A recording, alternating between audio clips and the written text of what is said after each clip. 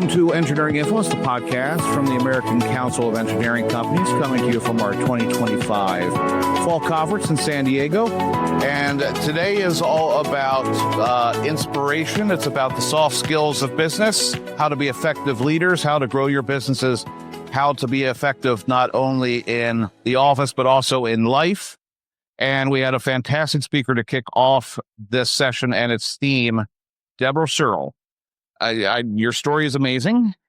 You rode alone 111 days open ocean across from Tenerife to Barbados. Yes. So a small island just off the coast of Africa. Yeah. 3,375 nautical miles to be precise. Which was supposed to be a 6-week journey. Yes. That turned into a 3-month journey. Yes. Yeah. So I started the journey with my husband, who was the one that brought all the rowing experience. He's 6'5" international oarsman. And then literally on first night, it became apparent that he had this absolutely crippling phobia in open ocean. And he really started to deteriorate in his health, mentally and physically, actually. And then by the end of the first week, it became apparent that we had to get a rescue team there, a medical team, to help him. And it left me with this dreadful decision, do I get off and go down with him, or do I stay here on my own? Yeah, and that decision, I mean, that's... explain that decision, because that's definitely one of those times in life where it's a big decision where to go forward or to say we can push and wait to the next competition. It was one of those defining moments in life, one of those decisions where it might change the entire trajectory of your life. Yeah. And for me, the decision came. There was a number of reasons for carrying on alone. The first was that I absolutely loved it out there. Yeah. Like I really enjoyed being at sea. I had the opposite to Andrew's experience. And so that helped because it meant that I was more enthusiastic about carrying on. The other reason was that we'd spent the best part of £100,000 doing this. Yeah. And if we both got off, they have to set the boat alight and sink it. Okay. And whereas if I could get it to the other side, I knew I could ship it back and then another team could pay us for the boat and we would recoup some of our costs rather than it going up in smoke. So that was quite a motivator. And the third reason was that there was a team that had approached us who were considering doing it for a future race, and they wanted to do it to raise money for Cancer Research UK. Yeah. As both of my parents had died of cancer, that seemed like a really important thing to get the boat to the other side so they could come back and then do it again for that really important challenge. A lot of incentive to keep on going. I can say that I have not done what you've done. I've sailed far enough away from land where you don't see it. It's a humbling experience. You explained in your speech about looking up and seeing a container ship not too far away. And you showed a picture. We've also, we're in San Diego. You look out in the dock, you see big ships. It's one thing to see them at dock. It's another thing to see them at waterline. That's right, because when they're going fast through the water, there's this huge bow wave that's churning off the front. And from my very low vantage point, there was only, a couple of foot off the water. What you see is this big bow wave. Yeah. And that's the first thing. And then this metal monster behind it. It's attached to an apartment building that's coming to you very quickly. And it's funny because they still give you the heebie-jeebies now. Yeah. And I was on the hotel balcony yesterday and a big one came in up that channel. And I found myself getting, my heart was racing because they were such a bane of my life when I was out there that I still feel uncomfortable about them. Because in South Carolina, where I am, there's a major shipping channel where the port of Savannah, and these guys come in constantly. Yeah. And if you're out there fishing or something like that, and you look up and you're like, my God, that is a big ship. Yeah. But that's not the only challenge. I mean, it's weather. It is marine life. It is isolation. Yes. And dealing with that. And I think that a lot of what you spoke about today was how you kind of channeled a lot of that every day as a decision into how you change the way that you look at the world and how people can, especially firm leaders, can change their behavior to, make small changes that have a massive impact. Yeah. Exactly. And it actually is quite a lot of small changes. I mean, I spoke for about 50 minutes on a night, but nearly all of those individual tools and strategies that I suggested that I've taken from my time at sea, that I've adapted to life on land as a leader of a business and as a people manager and someone who has to deal often with clients, they're actually quite small things that once we can start to build them in as habits, then they can work really powerfully. And I think probably what a lot of them do is really they make sure that we show up as the kind of leader that others want to be led by. Yeah. which is a big motivator for me now. I want to make sure that my team or even clients, they want to follow the vision that we're setting. And a lot of that as a leader is really down to how we show up and it becoming much more aware of the fact that we need to be contagiously positive. Mm-hmm. If we want people to follow our vision, if we want our teams to get the best from our teams, then we have to be the kind of leader that is contagiously positive. And actually that positivity was something that we can all improve on. We can all get better at with the right techniques. And that's why I shared so many of those today. And it is a technique-driven approach because as leaders, you're constantly getting an inflow of demands, challenges, problems. Yeah. And all the problems. Yeah, all the problems. And you have to take proactive measures to be able to force that positivity out and actually not just reflect that back on the team, not reflect that back on the business. You mentioned a couple of points of the technique, the tactical way of habit stacking, and trying to actually take a if you want to add a good habit, try to stack it on something that you already do, and explain that a little bit and how you approach that. Yeah, it's not easy as leaders. It's really hard when all the challenges and stresses on you to show up with that kind of positivity. But what we know from social science is that only about 50% of our positivity levels in our brain is genetic. Mm-hmm. Even if you come from a really pessimistic home, there's actually this other 50% that we do something about. Yeah. And we know that there are lots of ways that we can do something about that. We can use exercise, that natural endorphin high, getting more sleep. We probably all need more of that. Mindfulness, like the Headspace app or the Calm app, a great 10-minute guided meditations. They don't take long. Acts of kindness. Yeah, we do something for a colleague or a client. Is a win-win on both sides. It gives us that mental uplift. What else can we use? So there's all these different. Well, music, you have that as a perfect example. Yeah, is it just sometimes listen to the right song when you're driving to see a client, that can really get me in the right frame of mind. Yeah. So it's recognizing that we sometimes have to use some external stimulus. Yeah. No, you're right, because there's a night, the days blur when you're in a situation like this. But it was, I think, the night before last, and we had some last minute changes in the evening, and we were huddled together in our staff office with the team, and it was like 11 o'clock at night, and everybody's exhausted.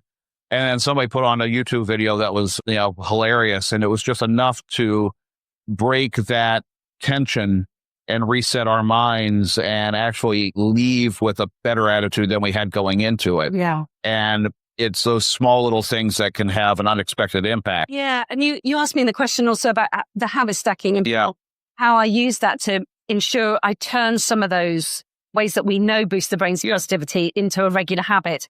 And I love the idea of habit stacking, where you take a habit that's really established, and we've all got lots of those, like we remember to brush our teeth twice a day, to open the curtains, to drink our first coffee. And actually we can do all of those things on autopilot. We don't even have to think about them. Mm-hmm.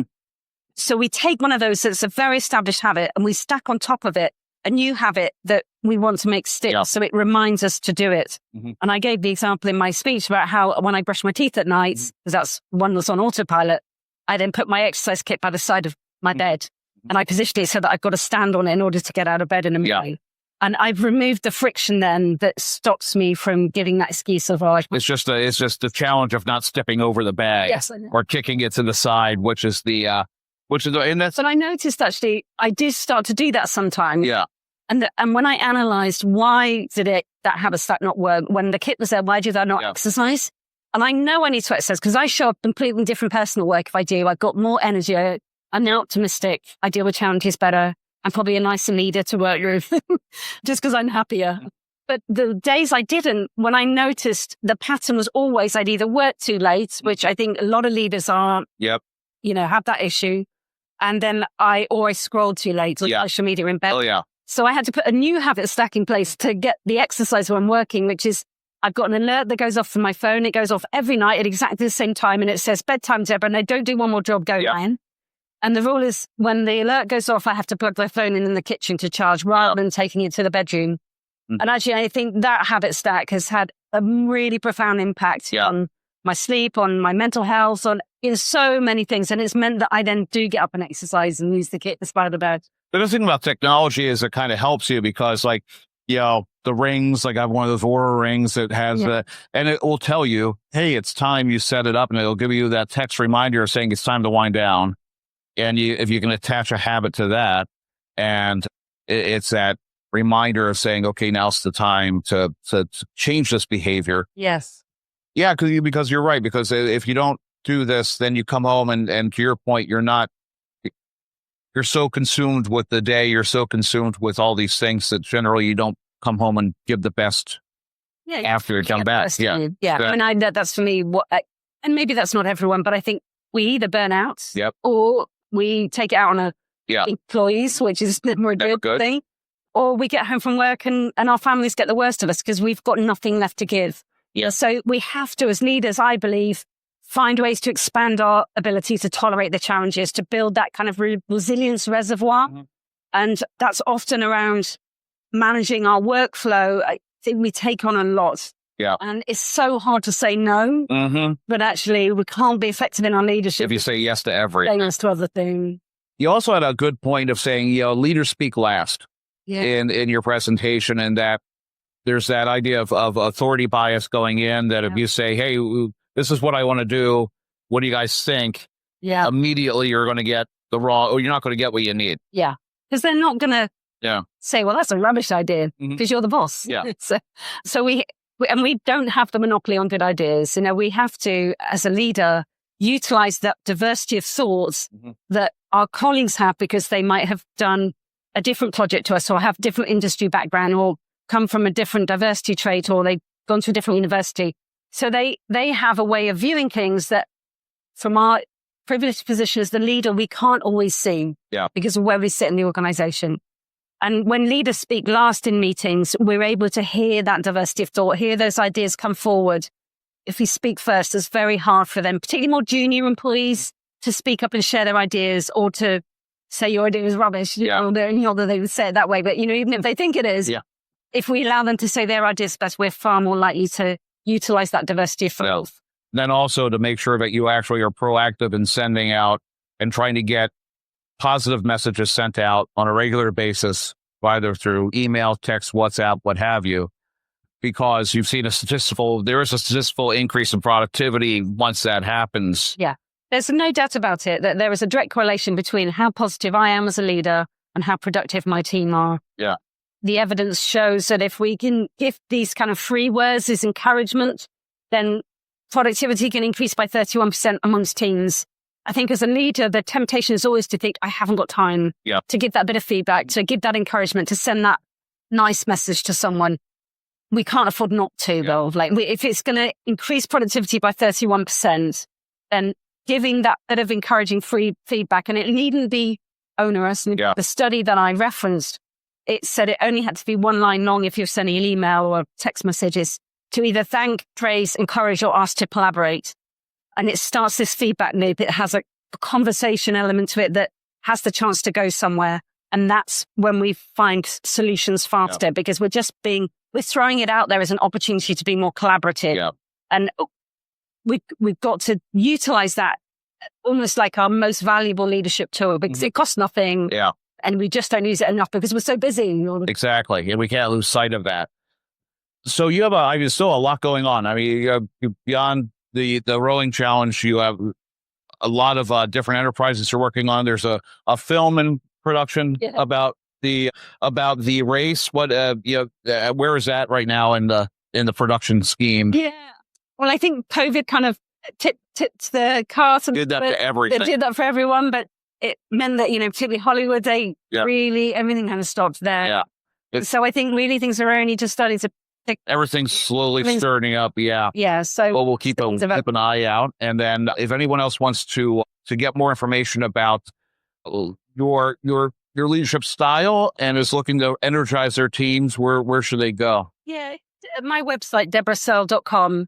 We've launched the Debra Searle Academy in the last few years, where we're really looking to break this down into very practical steps for leaders and for their teams, really. And so we've launched courses on that now. We've got one called the Results Accelerator, which is really about helping people to diagnose what should they actually be working on, and actually what are the limiting beliefs that might be stopping them, and How do we utilize what we know about science, neuroscience in particular, positive psychology, to ensure we're really hitting these goals? And so we've got some online courses for people, some books, and so it's all at debrasearle.com. Fantastic. I do have to ask before we go, you showed the picture, and I know that you're both an OBE and also a order of a Royal Victorian Order. Yeah. Yes, which doesn't mean a lot to Americans. I know. Explain that a little bit. I follow this stuff, so I kind of have an idea of what it is. But for anyone else out there, yeah, I mean, it was a real honor and a surprise that there's it used to be always being the Queen's birthday honors, and that the Queen chose to honor some people with these awards. A member of the British Empire is an award I got for my kind of services to exploration. To Buckingham Palace, the Queen presented me with this award, which was a real honor. But I also worked with the royal family for 10 years on the board of a charity that they run. And that was when I finished that role, they also gave me the MVO, which was member of the Victorian Order. And that's a service to the royal family award, which was a real honor to get as well. It must be. So congratulations on both of those things. Thank you. You're the second OBE I've interviewed. Yeah, but yes.